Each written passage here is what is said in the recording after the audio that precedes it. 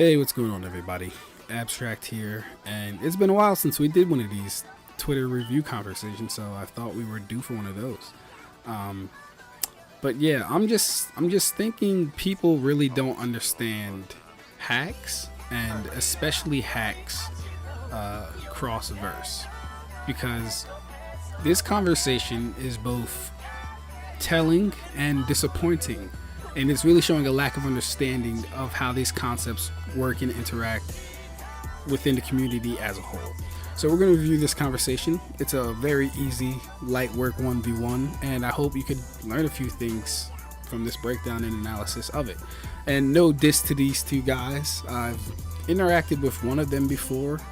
The other one I'm not too familiar with. But it's a peaceful conversation. It's a good conversation. And yeah, we go through it, so let's get it.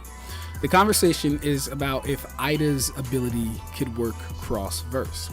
So this guy Snakes, he makes this post. Well, no, I'm sorry. Zach Brangan makes a post, and the Snakes guy comments on it, and then I end up commenting on it. All right. So Zach says, and we can play this real quick. Zach says, Eida one-shots the Bleach verse, or Eida one-shots the Bleach verse. If you guys don't know, Eida's from Boruto. She has a charm ability. We're going to get into it. Boruto fans who never read Bleach. Then Zach says, even if we ignore the fact that Reiatsu can negate Hax, there are tons of characters that can bypass Eida's love ability. One of my favorite examples is Rukia. Cool. And then, oh yeah, that's right. I gotta go to the actual thing. My fault. So that's the argument. That's the conversation. Can Eida's ability work on Rukia? That's what we're going to be looking at and analyzing today. Give me 1 second. I'm just going to find the beginning of that conversation for myself. Okay, so this is officially where it starts. So I read this and I say, based off what? How would you go about proving this? How potent is Eida's ability? What feats and scaling does Eida have? Why would it work on a spiritual being? Why would it work on anyone that outscales her? So many questions that I'm positive have unconvincing answers. So there's my position. And I want to say something about my position real quickly. Excuse me if I am screaming into the mic. I want to say something about my position real quick. So notice I didn't say anyone was wrong. I didn't say you're incorrect in your assessment. I simply asked questions, right? And so the type of questions that I ask, what they serve to do is basically poke holes in their logic or bring forth like doubt in their claim. It's not always about someone necessarily being right or wrong.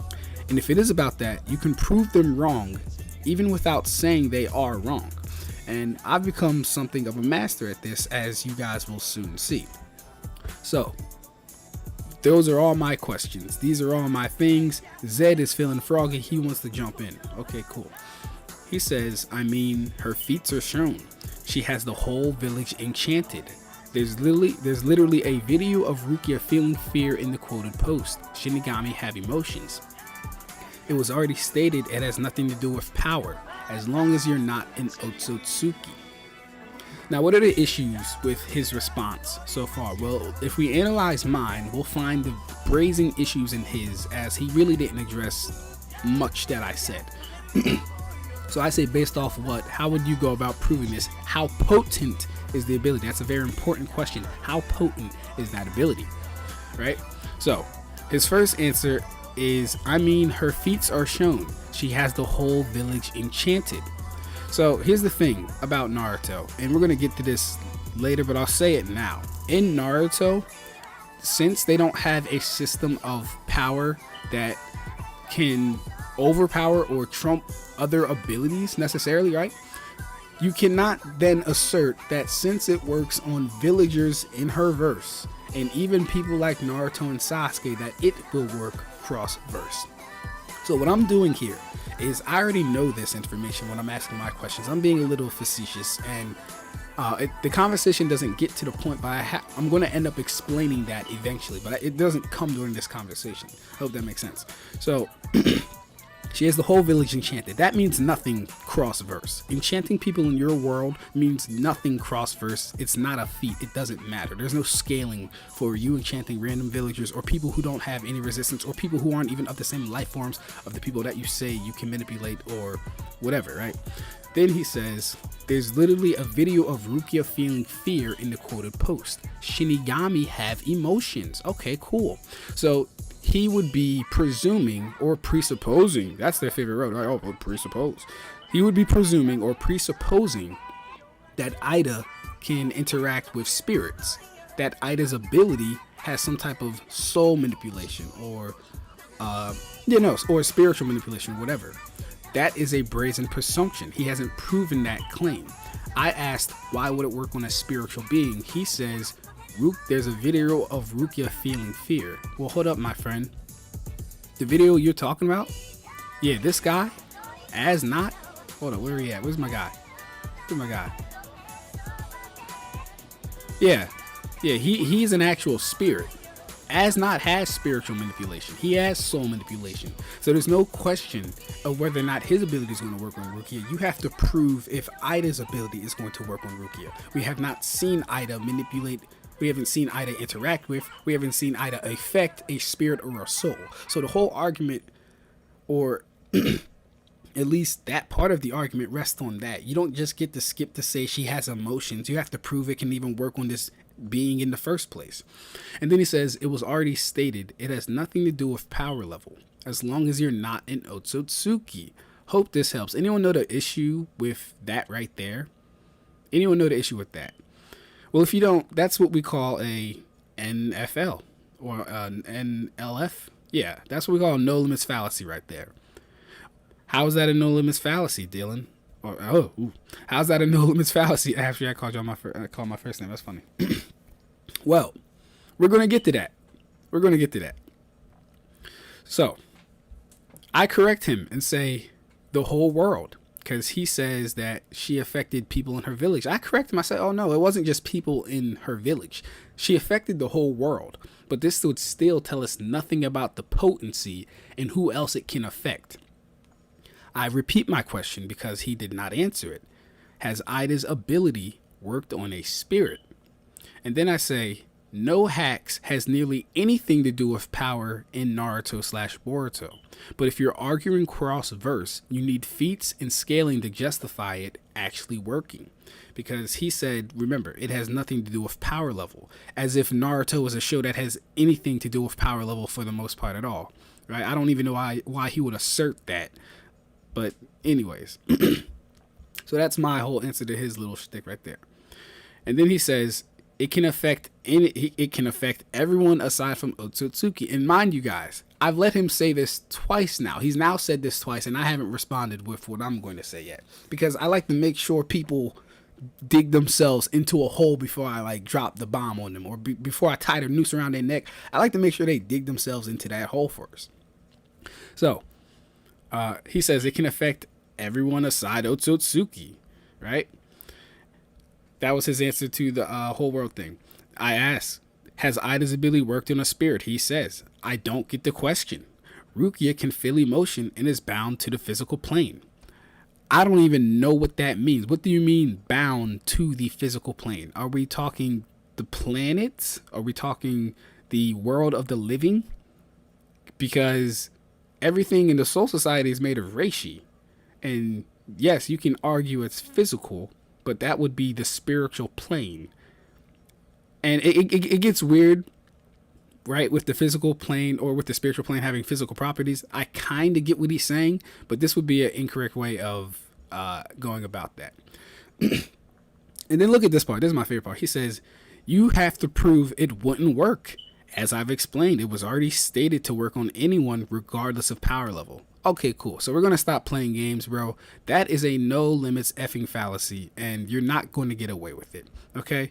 So, okay. So look, it's a no limits fallacy. Gotcha. And then I respond, what do you mean you don't get the question?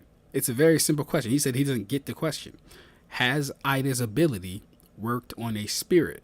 a soul, a non-conventionally alive being. I don't know how many more ways to say it. At this point, it just feels like he's ducking the answer and not trying to give a straightforward answer. But I'm asking, do we have proof? Do we have evidence that omnipotence, or in this particular case, her charm ability, can work on a spiritual being? Because he's asserting it can work on a spiritual being, so he must have proof or feats for that, right? And then let's go to his last one. You have to prove it wouldn't work. As I've explained, it was already stated to work on anyone regardless of power level.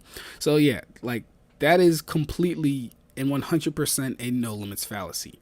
That statement is in regards to the Naruto verse. That statement does not work cross verse. You need feats in scaling to justify a statement like that coming anywhere close to working on anyone remotely stronger than Eida.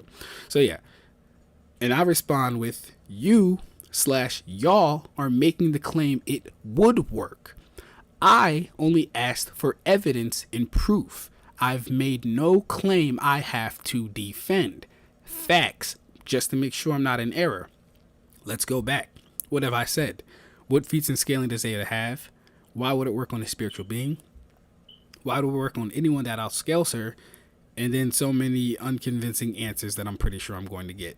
At any point have I made a claim? The whole world, I correct his claim, the whole world, and that tells us nothing about potency. Has Eida's ability worked on a spirit? No, Hax has nearly anything to do with power in Boruto. That's a true statement. So I haven't made any claims that I have to defend or that I have to represent or uphold or anything like that. This is called shifting the burden of truth, as I like to call it. He's trying to put the ball in my court he's trying to actually make this a debate so that I have to now provide counter proofs to his, which I don't, because I have made no claim, as I've just shown you guys and I've just said. So this is a very fun tactic you can always use. You don't always have to be on the negative or the positive. You can literally just be in the middle and ask questions as a spectator, because you don't have to provide proof for simply asking questions about a claim that someone says on the internet. You just don't. That's not how it works. Now, if we were engaged in an actual debate and I'm actually taking a stance, then that's a different story. But I did no such thing. I've simply asked questions about their logic and their assertions to a point. So he says, okay, so his response to, so it's a no limit fallacy, or no, his response to, what do you mean you don't get the question? Has Eida's ability worked in a spirit? He says, I don't think the statement, oh, okay, he's referring to the actual statement of in the Boruto thing. He says, I don't think the statement was hard to understand. The limit was Otsutsuki, and obviously if you have 4D existence or resistance, I don't even know where that came from. A lot of people get on the internet and literally just say anything. 4D existence or resistance, although it might be important, it's never mentioned, stated, suggested, or shown to be anything involved with omnipotence. He's just saying anything. That's literally someone just saying anything. This came out of nowhere. This is left field, not important, and it doesn't have a place in the conversation. So that was weird. And then he finally says it. It hasn't worked on an actual spirit. We finally get the truth. I've asked 2 times. He finally gives us the truth. It hasn't worked on an actual spirit, but you can't classify Rukia as one, as she's still bound by SPD. Now, this is a whole different conversation in itself, and this is the stuff I don't like, because then it makes the conversation go into weird places and add different tangents. Like, now I have to figure out if you know or have watched Bleach, because Rukia is 100% a spirit, but you're now sitting here saying you can't classify Rukia as one. Does that make sense? So what if I didn't want to classify the Otsutsuki as aliens? And if they're not aliens or Otsutsuki, then I can make anyone outside their verse like them, and then her ability still wouldn't work. Would that be fair, Zed? Zed, would that be fair? Okay, then I don't know why we're playing games. So he said, we're making the claim based on the statement. So yeah, the issue with that is your statement has no proof, it has no backing, it has no supporting evidence, and we've only seen it work on humans. We haven't even seen it work on animals yet. We're jumping to spirits, and we haven't even seen the ability to work on animals. And then to top it all off, Sarada and that other girl aren't even affected by it, yet it's supposed to affect a spiritual being comprised completely of reishi that is not from your verse, that does not work the same as your verse. And then to top it all off, in their verse, if you're less powerful than a person, your hacks and abilities literally won't work. So you gotta make that make sense. So yeah, you gotta stop doing that. So I say, if you're arguing cross verse, you can't just assert your hacks works on any and everyone because it does in your verse. Laugh my ass off. This is a fact. Guys, in cross verses, your hacks, and I know it's like this shouldn't be a hard concept to get, but in cross verses, your hacks scale to the last or to the most powerful thing they've affected. You cannot just assert because your hacks has never failed to work in your verse, or if your hacks works on X person in your verse, that it will work on someone else. That's not how it works. And for a more clear example, I'll say this. This is the example I gave one of my friends and my twin brother. Let's say you have a character that is street level, but their hacks is they can manipulate people's minds. Let's say this street level character can manipulate the minds of a city block level fighter. Okay. And then let's say in a few more chapters, they can now manipulate the mind of a island level fighter. That's good. That's cool. So far, we haven't seen their ability stop. Let's say they can manipulate the minds of a small country level fighter, right? And then their story ends. They stop at small country. That is the strongest person they were able to manipulate. But we've also never seen their ability fail to manipulate someone. What I'm saying is that you cannot go to another verse and simply assert because it worked on the small country level fighter that ability will now work on the planetary level fighter.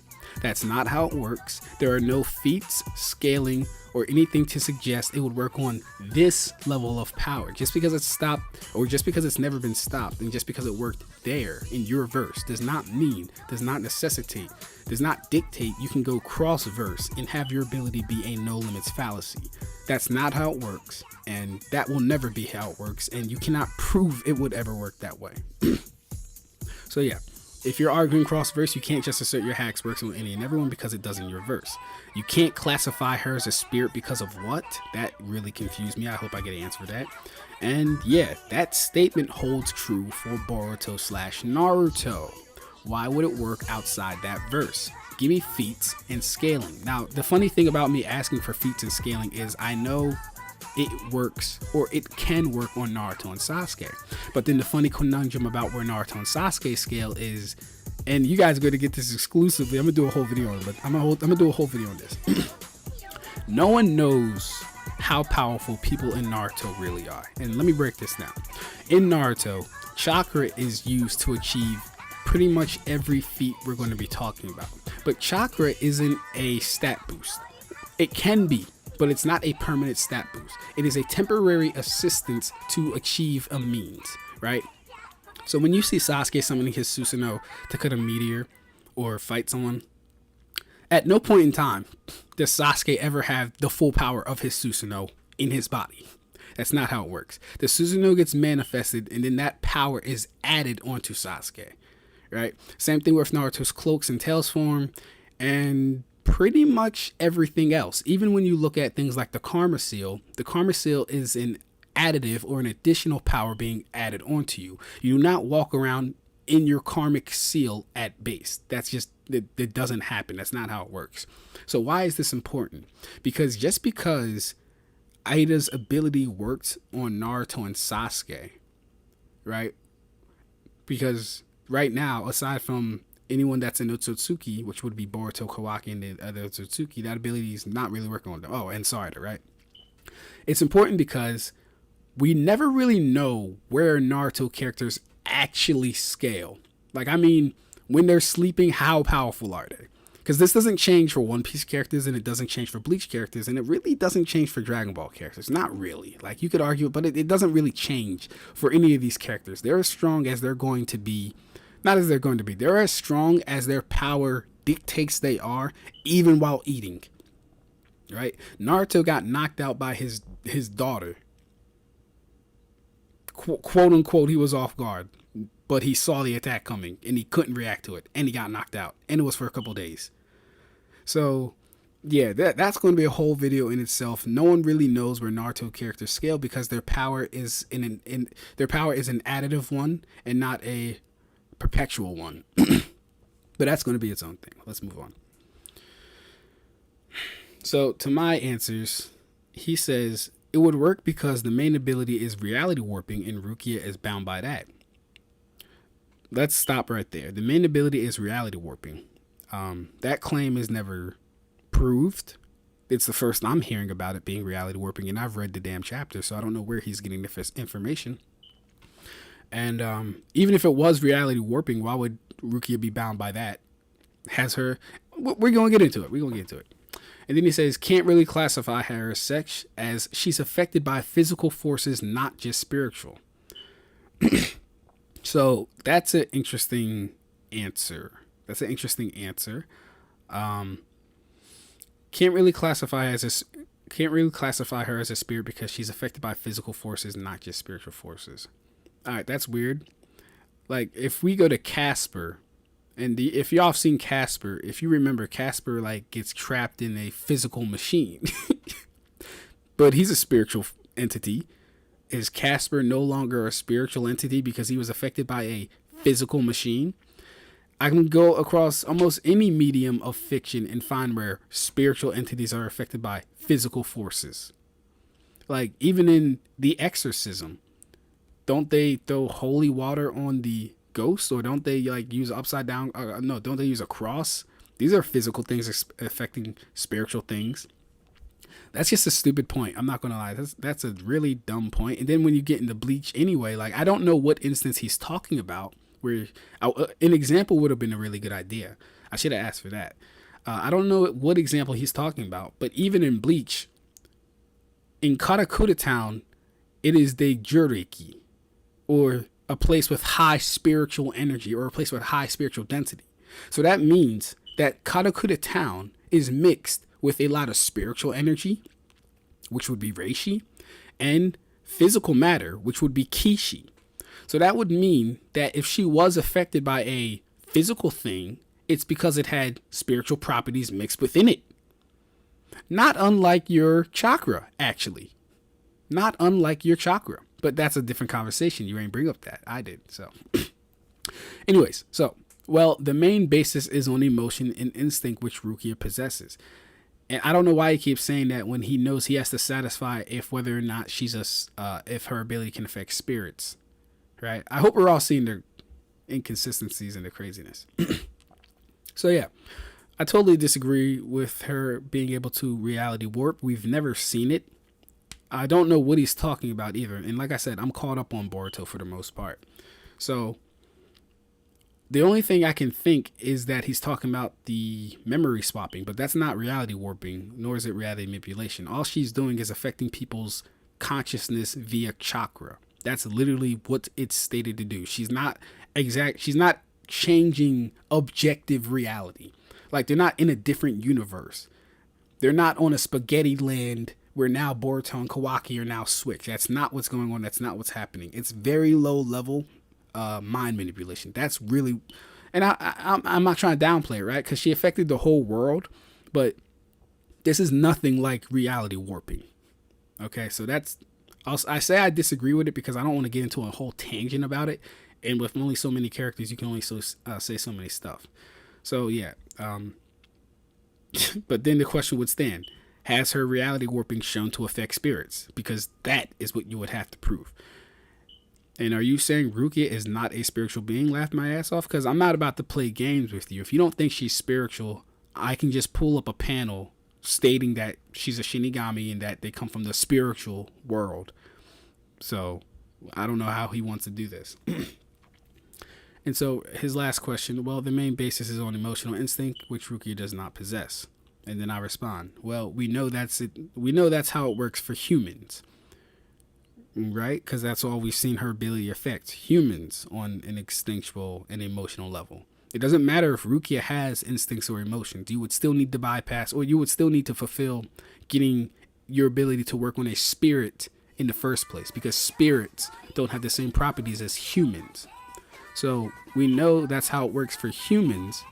But if you're saying it can work on any and all things with these qualities, that, my friend, again, would be a no limits fallacy, because you have not proven that. You're just asserting it on the basis of, oh, they both have instincts and emotions.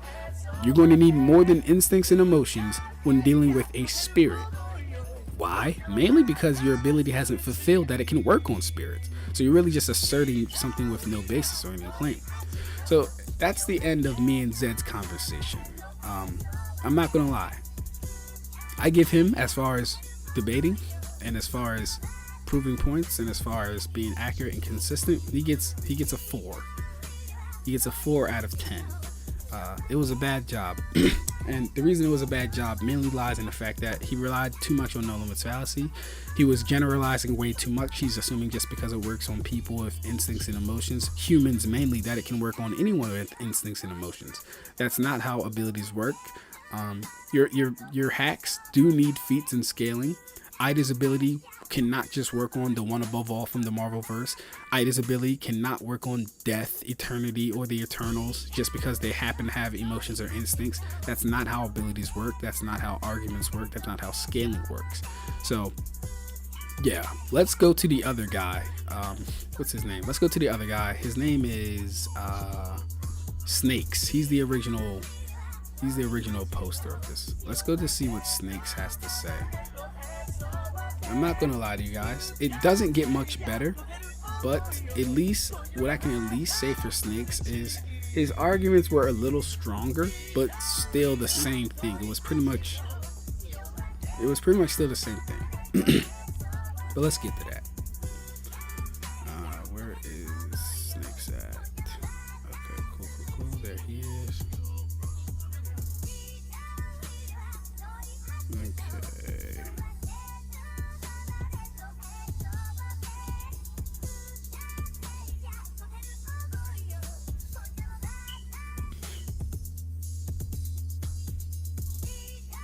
Okay. Where?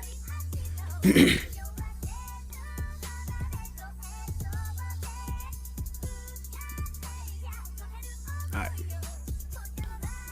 So, yeah, here we go. Now, his friend Snakes wants to jump into the conversation. So, this was the last thing I said. Why would it work outside that verse? Give me feats and scaling. He jumps in. He provided logical argumentation as to why it would work on Bleach characters. It is now your burden to refute.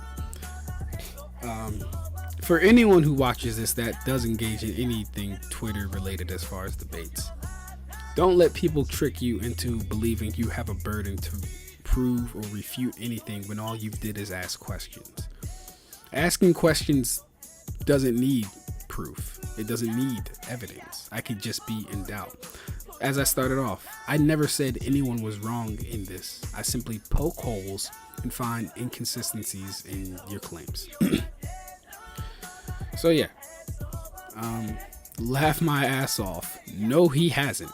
His argumentation thus far has been, and what did I say, guys? It will work because it's stated to.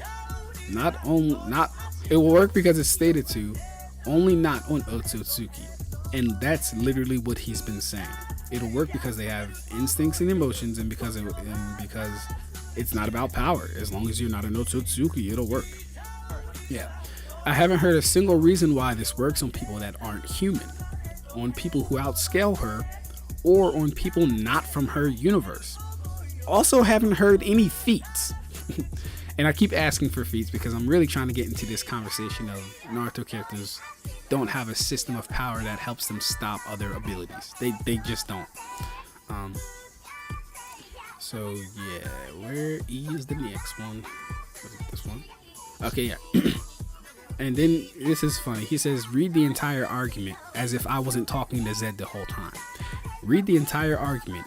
It affects her instincts, which she clearly has. It does work on people who outscale her.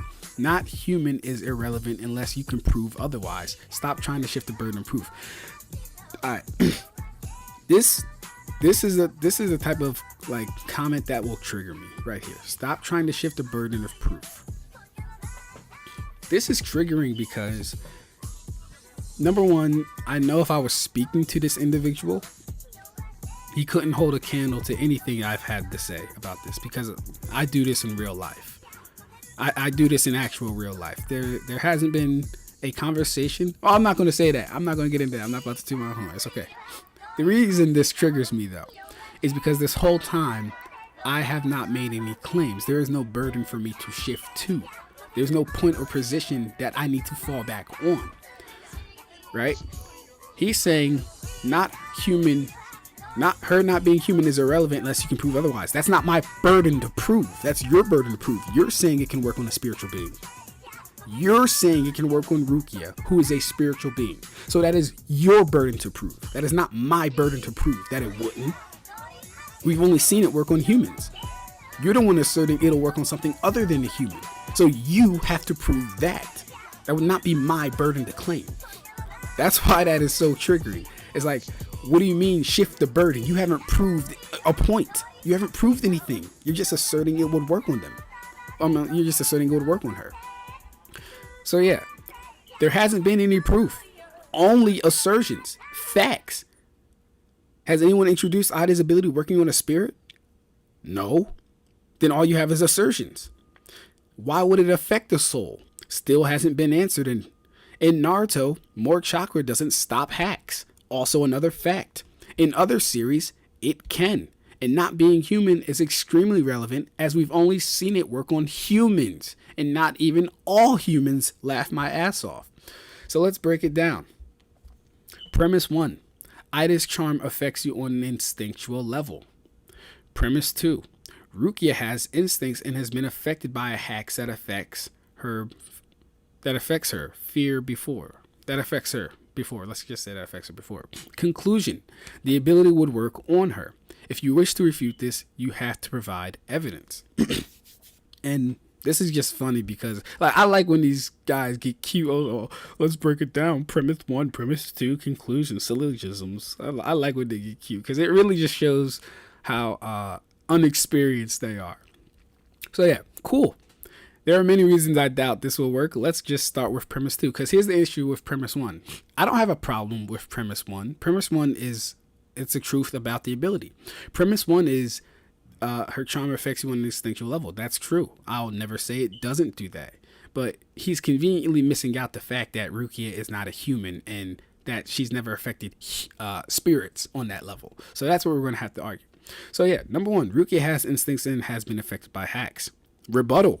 Rukia was affected by someone who can affect souls and spirits.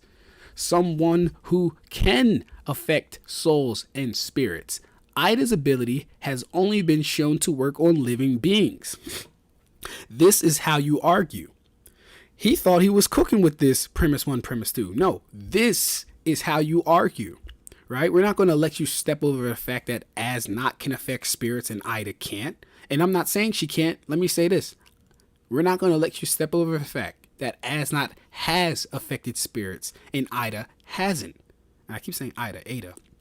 And Eida hasn't. We're not going to say she can't. She hasn't demonstrated that she can, though. So it would be on you to prove that she could. So and it's like they don't read, right? Rukia's instincts are being affected. The property of being a different species or being a soul is irrelevant. You would need to prove that. You would have to prove that. Why is that irrelevant? Why would that be irrelevant? In any conversation, why would that be irrelevant? Like, I swear to God, people. Guys, I swear to God, if you would have locked me and him in a room and we would have had this conversation, he would walk out feeling so ashamed and so... I don't want to be mean, though, yo. I don't want to be mean. If we were having this conversation, he could not say a word to me. I put on everything I love. Let's go. Rukia's instincts are being affected. The property of being a different species or being a soul is irrelevant because you still have instincts that can be affected, unless you can prove otherwise, which you can't. Hence why I said you're on the positive. I love when people like just do this, like I don't know what I'm talking about. So again, what you're failing to prove is if her ability can work on the instincts of a spiritual being. As not can affect spirits and is shown doing so. You're simply saying Eida can because she has instincts. These aren't the same things. One has clearly shown the ability, the capacity, and the what's another good word? Ability, capacity, and the feats of affecting spiritual beings. Right? Unless he's just thinking like spiritual beings and humans are for some freaking reason the same. And that has its own list of problems and issues. But I know he doesn't think that. He's just being deliberately dumb. So yeah. And still not on the positive, by the way. Haven't made a claim. Just poking holes. Don't know if you know this. Just poking holes. Haven't made any claim yet, my friend. Alright. Again. Why does her being spiritual matter if she has instincts that can be affected? Don't dodge my question again. He's doing this like I'm dodging his question when I've answered every freaking question that he's asked. And reading this back, I'm actually getting frustrated because it's like, where do you get off saying don't dodge my question when you haven't answered or fulfilled your position, which you posited? Then he says, don't bother answering. I'm done anyway, and you can never prove this regardless. Yeah. Sure, but guess which one of us never made a claim they had to prove? Facts. I've only asked questions. And yeah, guys, so until further notice, Omnipotence charming ability works on who we've seen it work on. Humans. To assert it works cross-verse does require scaling unless you want a no limits fallacy. Hope y'all learned. Then he comes back after and says he's not talking to me anymore. He said inferences do in fact exist. We don't need a scan of it working on Naruto. We know it does. You're just trying to uphold an indefensible standard of evidence, which is not how logic works. For like the audacity to speak to me about logic and indefensible standards. The audacity. I don't know how one could do this. So, what infers her ability can work? What infers her ability can affect beings of a completely different origin and properties? I would really love to know that. Where is he getting the idea that because it works on bum ass Naruto and Sasuke, that ability would work on a spiritual entity? Would Eida's ability work on Dormammu? Like, serious question. Would it work on Dormammu? We've never seen it work on anything like Dormammu, but Dormammu does have instincts and emotions, so logically it should also work on Dormammu. This is like first grade argumentation if I've ever heard it. And then the audacity to try and play me like I've dodged any of his questions or that I've been doing something unfaithful is just crazy to me. So that was the whole conversation, guys. Don't let people confuse you or don't let people try and trick you into believing that just because a Hax hasn't been shown to have a limit, that it doesn't have a limit, or that it can just affect things, right? That's not how it works. And that's pretty much the whole thing. There was another one though. I'm gonna see if I can try and find it while I talk to you guys. There was another one though. He said something like really stupid. I'm not gonna lie. He said something like really, really stupid. Let's see if I can find it though real quick. But yeah, you guys judge that for yourselves. Don't come on Twitter talking about your hacks will work just because you think it'll work. That's not how it works. Okay, let's see what he says here.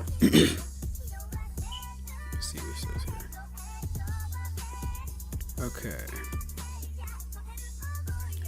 So this conversation picks up from when I said Rukia was affected by someone who can affect souls and spirits. Ida's ability has only been shown to work on living beings. I don't understand how people don't. No, I do understand. People understand they're different, but I get it. It's an agenda for their character to be as powerful as possible, while at the same time shitting on other characters. I don't do that. If your ability has been shown to do something, as stated, to do something that has feats and evidence, I don't care.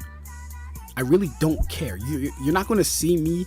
The reason I don't like getting in trouble with a lot of stuff is you're not going to see me argue things that are self-evident or that I have already been proven, right? The only time you'll see that happen is if I haven't come across the information or I might have a misunderstanding about the information.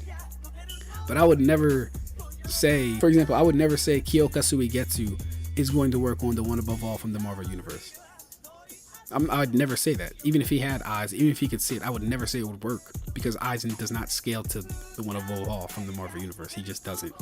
So why would his hacks work on the being X amount more powerful than himself? Yeah. So here it goes. He says a hypothetical microwave with feelings and instincts would still be affected. That doesn't change because it is a microwave instead of a human. Yes, it does. The microwave isn't human, so why would the ability work the same on a microwave like it did it on a human? If Big Mom took her soul fruit and gave it to if Big Mom took a part of her soul from her fruit, if Big Mom took a part of her soul and gave it to a microwave, you cannot just say Ida's ability now works on the microwave because it's alive, it has instincts and emotions. No, we've only seen it affect humans. You would still need to satisfy or fulfill an effect of it affecting something that is not organic. Like, you can't just assert these things. And again, I'm not saying it can't, but you would need some type of proof or evidence, or like we would need a feat like this. And this is why potency is important. How potent is it? And then he goes on not to mention verse equalization. So if you were going to mention verse equalization, you should have started with verse equalization. Number one, I don't verse equalize, but even with that, since it's cross verse, you would still be asserting her ability works on people that massively outscale her, which is fine in Naruto, but that doesn't work in every series. Putting that ability in a state of ambiguity, we wouldn't know where it scales. So let's break that down. I don't verse equalize, obviously, but even with that, since it's cross verse, you'd still be asserting her ability works on people that massively outscale her.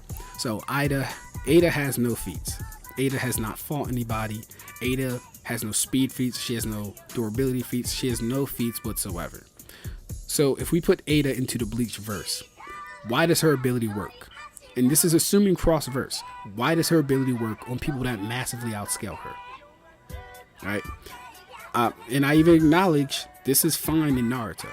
It's fine that your ability works like that in Naruto, but that's Naruto. During crossverse, you need feats and scaling because the people in Bleach,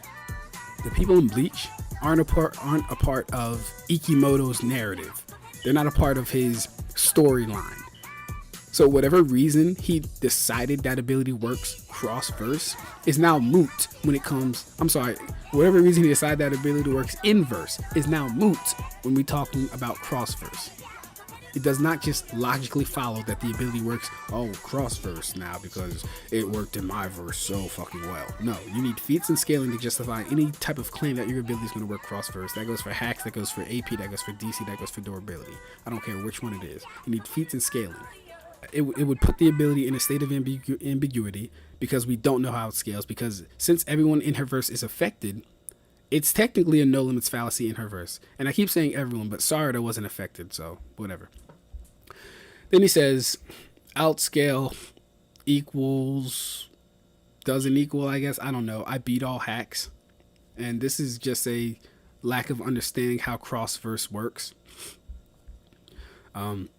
Outscale does mean you beat hacks. Actually, it does. Yeah. Because, again, you're not going to tell me a street level fighter that has mind manipulation that has never failed to work and that can work on, and it's quoted to work on anything, can now work on the one above all. There's no way you can prove that. There's no way you can convince me of it. Unless you, of course, can prove that. So, yeah. She affects characters that create universes or scale to that. And this is where it gets funny because number one, like we talked about in that last video, creation is not AP, nor is creation destruction. Those two things aren't mutually inclusive. Those two things are not mutually inclusive. They're different things, and they both need separate scaling unless shown or stated or suggested otherwise. So she affects characters that create universes or scale to that. No one in Naruto is universal. That's its own conversation, but I don't have to delve into that. Or I'll say this, I don't delve into that here. I'm just letting him assert these things. No one in Naruto is universal. Hurting Kaguya because she created a universe does not make you universal. I break this down in my video if you haven't seen it, the Naruto versus durability. You don't necessarily have to scale to the things that you're creating or destroying in fiction. But in Naruto, this holds definitely true. If anything, Rukia is weaker than the characters she has affected. By no means is Rukia weaker than anything that Eida has affected. As I said, Naruto's power system is an additive one. They get boost. They get short temporary boosts from their power. If they're out of chakra, they are sitting ducks. That is just the way it goes. Even when they have chakra, they are sitting ducks because they can still be assassinated by a fodder. Like, it's not playing with me. So yeah. So yeah, I go into it. I think this is the last one. Creation doesn't equal AP, nor do they scale respectively. This works off the presumption people in the verse are that level, which hasn't been proven. And then I tell him to have a good one because he was done with the conversation anyway. So yeah, guys, let this serve as a video serve as a guide and an example, and also a way to delineate between what is and what isn't the case, when you have to fulfill the burden of proof and when you don't, and how Hax actually works cross-verse.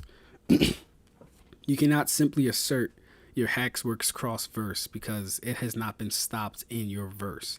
Your Hax stops at whatever you scaled to last. You're only as good as your best. You're only as good as your last showing. That's essentially what I'm getting at. Because Little Johnny's Hax can work on everyone in the neighborhood does not mean Little Johnny can go to California and it work on everyone in California. That's not how it works, bro. So I hope you guys enjoyed this one. Let me know if I should be doing more of these. I have like 5 other conversations, but I'm like, I don't know. The last one didn't get too many views. But let me know if you guys like this stuff. I'm down to do them, and stay tuned, man. We got a lot of stuff coming. I'm going to be going live 2025 a lot, and I'm also going to. I'm still working on the Bleach cosmology video. Still working on the if Gojo and Gato were Shinigami, and we have Damon versus the Bleach verse coming up. So stay tuned for all that stuff. This is Ab-stract, the Ab-stract section. We out. Make sure to stay as accurate and consistent as possible.